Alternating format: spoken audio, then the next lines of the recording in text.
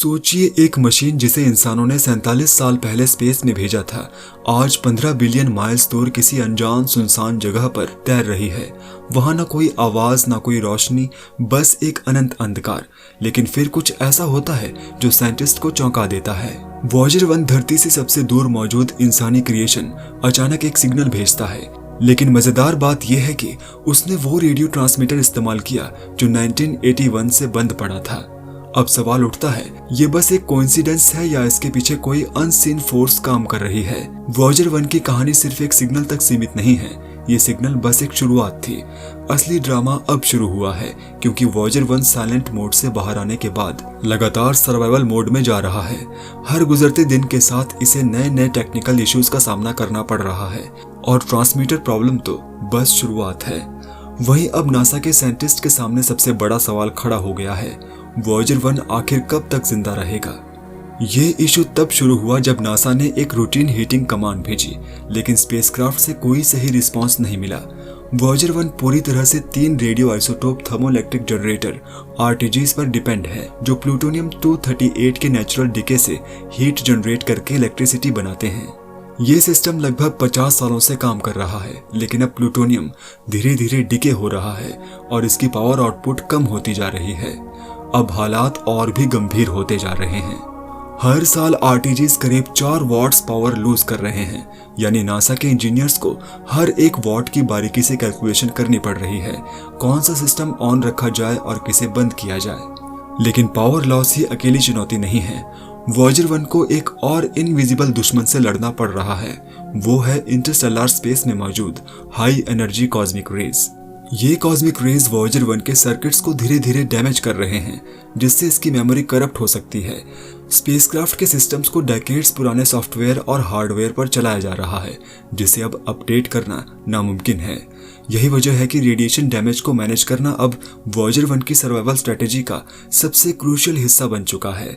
NASA के engineers बार बार carefully planned commands भेज रहे हैं ताकि स्पेसक्राफ्ट के हीटर्स एक्टिवेट हो सकें।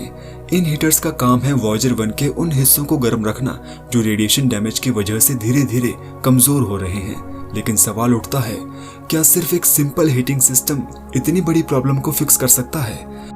असल में हीट सिर्फ ठंड से बचाने का काम नहीं करती, बल्कि इलेक्ट्रॉनिक्स को रिपेयर करने का भी एक तरीका है। जब रेडिएशन की वजह से सेमीकंडक्टर्स के एटम्स अपनी जगह से हट जाते हैं तो सर्किट्स में माइक्रोस्कोपिक फ्लॉज पैदा हो जाते हैं। लेकिन जब इन कंपोनेंट्स को हीट दी जाती है तो एटम्स दोबारा अपनी जगह पर लौटने लगते हैं। इसे एनलिंग कहा जाता है। इससे इलेक्ट्रॉनिक्स की इलेक्ट्रिकल प्रॉपर्टीज रिस्टोर हो जाती हैं और वॉयेजर 1 फिर से पहले की तरह एफिशिएंटली काम करने लगता है। लेकिन डीप स्पेस में सिर्फ रेडिएशन ही नहीं, बल्कि एक्सट्रीम कोल्ड भी एक बड़ी चुनौती है। तापमान इतना गिर जाता है कि सर्किट्स में इलेक्ट्रिकल रेजिस्टेंस बढ़ जाता है, जिससे इलेक्ट्रिसिटी का फ्लो स्लो हो जाता है। और अगर रेजिस्टेंस एक क्रिटिकल लिमिट पार कर जाए तो स्पेसक्राफ्ट के कुछ सिस्टम्स हमेशा के लिए फेल हो सकते हैं। यही वजह है कि नासा के इंजीनियर्स स्ट्रेटेजिक तरीके से हीटर्स का इस्तेमाल करते हैं ताकि वॉयेजर 1 की परफॉर्मेंस बनी रहे और इसकी मिशन लाइफ को और लंबा किया जा सके। लेकिन फिर कुछ अजीब हुआ। 16 अक्टूबर को इंजीनियर्स ने एक रूटीन कमांड भेजी वॉयेजर 1 के एक हीटर को एक्टिवेट करने के लिए, लेकिन जिस रिस्पांस की उम्मीद थी वो नहीं आया। कुछ अनएक्सपेक्टेड हुआ। अब असली सवाल ये उठता है, क्या ये बस एक टेक्निकल ग्लिच था या फिर वॉयेजर 1 अब ऐसी स्थिति में पहुंच चुका है जहां फिजिक्स के नोन रूल्स फेल होने लगे हैं? क्योंकि बात सिर्फ वॉयेजर 1 की नहीं है, हमारा पूरा सोलर सिस्टम अनएक्सप्लोर्ड मिस्ट्रीज से भरा पड़ा है। प्लूटो, जो सूरज से करीब 3.7 बिलियन माइल्स दूर है, हमेशा से एक फैसिनेटिंग दुनिया रही है। लेकिन वॉयेजर 1 ये उससे भी 12 बिलियन माइल्स आगे जा चुका है। सवाल ये है, क्या वहां भी कुछ ऐसा है जो हमारी समझ से परे है?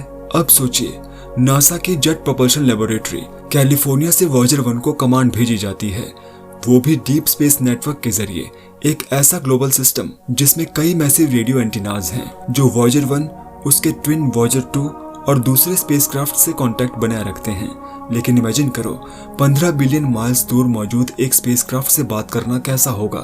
जब कोई कमांड भेजी जाती है तो उसे वॉयेजर तक पहुंचने में पूरे 23 घंटे लगते हैं, और जब वो कमांड एग्जीक्यूट करके रिस्पांस भेजता है तो वो भी 23 घंटे बाद ही मिलता है। यानी सिर्फ एक सिंपल कमांड भेजने और उसका जवाब मिलने में करीब 2 दिन लग जाते हैं। लेकिन फिर आया 16 अक्टूबर। नासा ने वॉयेजर 1 को एक सिंपल हीटर एक्टिवेशन कमांड भेजी और तब कुछ ऐसा हुआ जिसकी किसी को उम्मीद नहीं थी। वॉयेजर 1 ने कमांड को प्रोसेस तो किया, लेकिन उसके बाद एक अनचाही रिएक्शन शुरू हो गई। अब असली सवाल यही है, वॉयेजर 1 ने ऐसा किया क्यों? स्पेसक्राफ्ट के पास हीटर एक्टिवेट करने के लिए पावर थी, लेकिन जैसे ही कमांड एग्जीक्यूट हुई, वॉयेजर 1 का फॉल्ट प्रोटेक्शन सिस्टम अचानक एक्टिवेट हो गया और इसने ऑटोमेटिकली नॉन इसेंशियल कंपोनेंट्स को शट डाउन कर दिया ताकि कुछ पावर बचाई जा सके। लेकिन इस बार प्रोटेक्शन सिस्टम कुछ ज्यादा ही ओवर प्रोटेक्टिव हो गया। नासा के इंजीनियर्स ने 18 अक्टूबर तक वॉयेजर 1 के सिग्नल्स में अनयूजुअल चेंजेस नोटिस किए। जब उन्होंने डेटा एनालाइज किया तो पता चला कि फॉल्ट प्रोटेक्शन सिस्टम ने सिर्फ हीटर को ब्लॉक नहीं किया, बल्कि वॉयेजर 1 के डेटा ट्रांसमिशन की स्पीड भी चेंज कर दी। यानी जो सिस्टम इसे प्रोटेक्ट करने के लिए था, वही अब मिशन के लिए नया चैलेंज बन चुका था। अब यहाँ एक बड़ा सवाल खड़ा होता है, क्या ये सिर्फ एक प्रोग्रामिंग ग्लिच था या फिर वॉयेजर 1 खुद को किसी अननोन डेंजर से बचाने की कोशिश कर रहा था? फिर आया 19 अक्टूबर और वॉयेजर 1 पूरी तरह से चुप हो गया। नासा के इंजीनियर्स सिग्नल्स का इंतजार करते रहे, लेकिन कोई रिस्पॉन्स नहीं आया। ऐसा लग रहा था जैसे वॉयेजर 1 ने अपनी आवाज ही खो दी हो। अब सवाल ये था, क्या ये स्पेसक्राफ्ट हमेशा के लिए साइलेंट हो चुका है या फिर ये बस एक ग्लिच है जिसे फिक्स किया जा सकता है? असल में ऐसा हुआ क्यों? इंजीनियर्स का अंदाजा है कि फॉल्ट प्रोटेक्शन सिस्टम 2 बार और एक्टिवेट हुआ, जिससे वॉयेजर 1 का primary x band transmitter shut down हो गया। अब इस एक्स बैंड की बात करते हैं। वॉयेजर 1 2 अलग अलग फ्रीक्वेंसीज पर कम्युनिकेशन करता है, एक्स बैंड और एस बैंड। इन्हें ऐसे समझो जैसे रेडियो के अलग अलग चैनल्स या वॉकी टॉकी की अलग अलग फ्रीक्वेंसीज। लेकिन असली दिक्कत यह है कि अगर एक्स बैंड ट्रांसमीटर बंद हो गया तो नासा के पास वॉयेजर 1 से कांटेक्ट बनाने का कोई सीधा तरीका नहीं बचता। S band 2 gigahertz. वॉयेजर 1 ने अपने मिशन के अर्ली डेज में इसी चैनल का यूज किया था। ये एक पुराना भरोसेमंद सिग्नल है, लेकिन इसकी कैपेसिटी कम है, जैसे कोई स्लो इंटरनेट कनेक्शन जो सिर्फ बेसिक कम्युनिकेशन के लिए सही है। वहीं एक्स बैंड 8 गीगाहर्ट्ज। जैसे जैसे वॉयेजर 1 अर्थ से दूर गया, इसे ज्यादा डेटा भेजने की जरूरत पड़ी। वहीं एक्स बैंड आया, ज्यादा स्पीड, ज्यादा क्लैरिटी और तेज सिग्नल। इसे ऐसे समझो जैसे एएम रेडियो से फाइबर ऑप्टिक इंटरनेट पर स्विच करना। पिछले कई दशकों से एक्स बैंड ही वॉयेजर 1 की प्राइमरी कम्युनिकेशन लिंक थी, लेकिन अब x band transmitter shut down हो चुका था। अब वॉयेजर 1 ने अपना backup S band transmitter activate किया, जो कम पावर यूज करता है लेकिन सिग्नल भी बहुत कमजोर भेजता है। और ट्विस्ट ये था कि ये बैकअप ट्रांसमीटर पिछले 43 सालों से यूज नहीं हुआ था। 1981 के बाद से इसे कभी एक्टिवेट नहीं किया गया था। नासा इंजीनियर्स के सामने एक और बड़ा सवाल था, क्या ये एस बैंड सिग्नल हमें अर्थ तक मिल भी पाएगा? वॉयेजर 1 की करंट लोकेशन 15 बिलियन माइल्स दूर है। इतनी दूरी से ये weak S band signal detect करना ऑलमोस्ट इम्पॉसिबल लग रहा था। लेकिन फिर कुछ ऐसा हुआ जो किसी ने एक्सपेक्ट नहीं किया था। नासा के डीप स्पेस नेटवर्क ने हाल ही में एक बड़ी सफलता हासिल की। वॉयेजर 1 के संपर्क टूट जाने के बाद जब उम्मीदें धुंधली पड़ने लगी थी, तब अल्ट्रा सेंसिटिव रेडियो एंटीनास की मदद से इसका एस बैंड सिग्नल पकड़ लिया गया। एक ऐसा सिग्नल जो पिछले 43 सालों से बंद पड़ा था। लेकिन सवाल ये उठता है कि क्या ये संपर्क टेम्परेरी रहेगा या ये बस एक आखिरी सांस लेने जैसी फ्लीटिंग मोमेंट थी? वॉयेजर 1 इस वक्त धरती से 15 बिलियन माइल्स दूर है। इतनी दूरी से कोई भी सिग्नल भेजना और उसे पकड़ना अपने आप में एक इंजीनियरिंग मार्वल है, लेकिन असली समस्या अभी भी बनी हुई है। नासा के वैज्ञानिकों को यह समझना होगा कि आखिर ये ग्लिच हुआ कैसे। क्या ये सिर्फ एक सॉफ्टवेयर बग था या वॉयेजर 1 किसी ऐसी जगह पहुंच चुका है जहां हमारी फिजिक्स के एग्जिस्टिंग रूल्स फेल हो रहे हैं? लेकिन इस सवाल का जवाब तुरंत नहीं मिलेगा। वॉयेजर 1 तक एक कमांड भेजने और इसका जवाब आने में पूरे 46 घंटे लग जाते हैं। यानी हर छोटी सी टेस्टिंग, हर छोटे से डायग्नोस्टिक चेक में हफ्तों का समय लग सकता है। नासा जल्दबाजी में कोई कदम नहीं उठाना चाहता। अगर गलती से एक्स बैंड ट्रांसमीटर को एक्टिवेट करने में कोई और गड़बड़ हो गई तो वॉयेजर 1 हमेशा के लिए खामोश हो सकता है। फिलहाल एस बैंड ट्रांसमीटर के जरिए ये तो कंफर्म हो गया है कि वॉयेजर 1 अब भी पृथ्वी की दिशा में संकेत भेज रहा है और उसे कुछ बेसिक कमांड्स भेजी जा सकती हैं। लेकिन ये समाधान नहीं है, क्योंकि S band transmitter scientific data transmit नहीं कर सकता। मतलब ये कि वॉयेजर 1 जिंदा तो है, लेकिन इससे कोई वैल्यूएबल जानकारी नहीं मिल रही। नासा के इंजीनियरों के लिए ऐसी मुश्किलें कोई नई बात नहीं है। ये पहली बार नहीं है जब उन्होंने एक असंभव लगने वाली समस्या का हल निकाला हो। याद कीजिए, कुछ महीने पहले वॉयेजर 1 के ऑनबोर्ड कंप्यूटर में एक ग्लिच आ गया था, जिससे इसका डेटा ट्रांसमिशन इंटरप्टेड हो गया था। नासा के इंजीनियरों ने इस इशू को ठीक करने के लिए करप्टेड कोड को छोटे छोटे हिस्सों में तोड़ा और स्पेसक्राफ्ट की अलग अलग मेमोरी लोकेशंस में स्टोर किया, और देखते ही देखते प्रॉब्लम रिजॉल्व हो गई। और अगर आपको ये अजीब लग रहा है कि इतने पुराने यान के साथ छेड़छाड़ की जा सकती है, तो जान लीजिए कि इसी साल नासा ने 43 साल पुराने थ्रस्टर्स को फिर से एक्टिवेट किया था, ताकि वॉयेजर 1 का एंटीना सही दिशा में बना रहे। एक स्पेसक्राफ्ट जो 1977 में लॉन्च हुआ था, जिसके पार्ट्स इतने पुराने हैं कि आज के स्टैंडर्ड्स में वह टेक्नोलॉजी लगभग प्री हिस्टोरिक मानी जाएगी, उसे बचाने के लिए आज भी नए सॉल्यूशंस खोजे जा रहे हैं। अब अगला कदम ये होगा कि इस समस्या की जड़ तक जाया जाए। नासा के इंजीनियर सबसे पहले ये समझने की कोशिश करेंगे कि फॉल्ट प्रोटेक्शन सिस्टम ने एक्स बैंड ट्रांसमीटर को बंद क्यों किया। क्या ये किसी इंटरनल माल फंक्शंस की वजह से हुआ था, या फिर वॉयेजर 1 सच में किसी अनजाने खतरे से बचने की कोशिश कर रहा था। नासा के वैज्ञानिक एक आखिरी कोशिश कर रहे हैं। क्या वे एक्स बैंड ट्रांसमीटर को फिर से एक्टिवेट कर सकते हैं, या फिर ये आइकॉनिक स्पेसक्राफ्ट अब अपने फाइनल मूवमेंट्स की ओर बढ़ रहा है। आने वाले हफ्ते इस मिशन के भविष्य को तय करेंगे, लेकिन एक बात तय है, वॉयेजर 1 जब तक संकेत भेजता रहेगा, ये मानवता की जिज्ञासा और साइंटिफिक एक्सप्लोरेशन की सबसे रहस्यमय कहानियों में से एक बना रहेगा। वही वॉयेजर 2 के लिए 2024 में नासा ने एक और बोल्ड मूव लिया। वॉयेजर 2 के प्लाज्मा साइंस इंस्ट्रूमेंट को स्थायी रूप से बंद कर दिया गया। ये उन बचे हुए साइंटिफिक टूल्स में से एक था जो अब तक कार्य कर रहे थे, लेकिन ये सिर्फ कोई आम उपकरण नहीं था। 2018 में इसी ने पहली बार पुष्टि की थी कि वॉयेजर 2 ने हेलियोस्फीयर को पार करके इंटरस्टेलर स्पेस में प्रवेश कर लिया है। चलिए PLS के बारे में और डेप्थ से जानते हैं।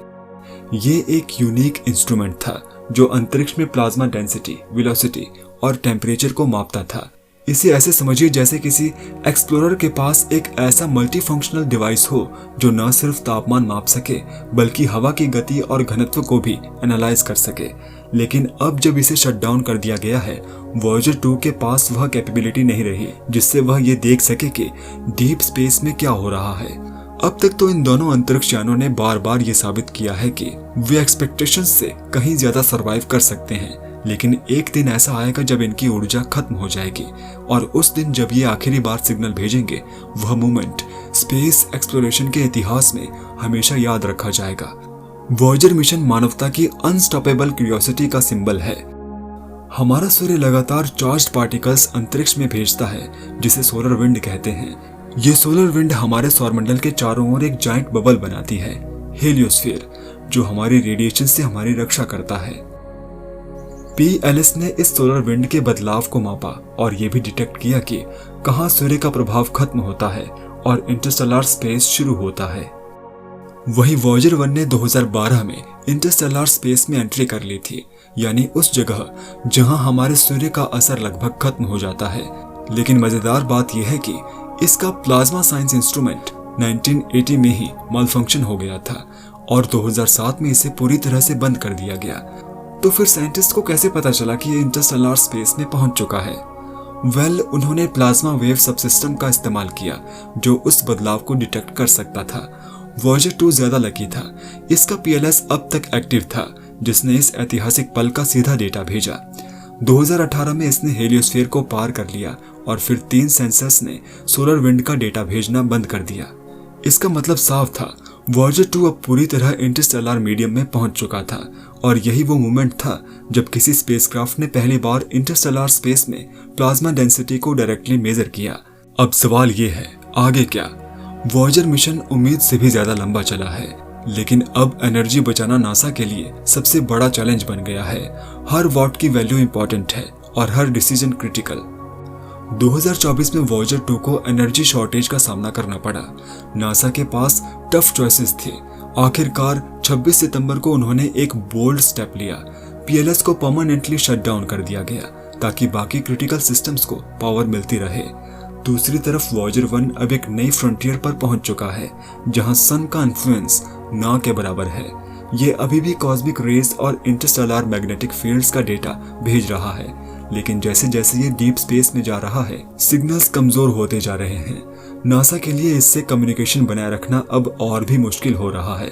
साइंटिस्ट का मानना है कि 2030 तक कम से कम एक साइंटिफिक इंस्ट्रूमेंट काम करता रहेगा।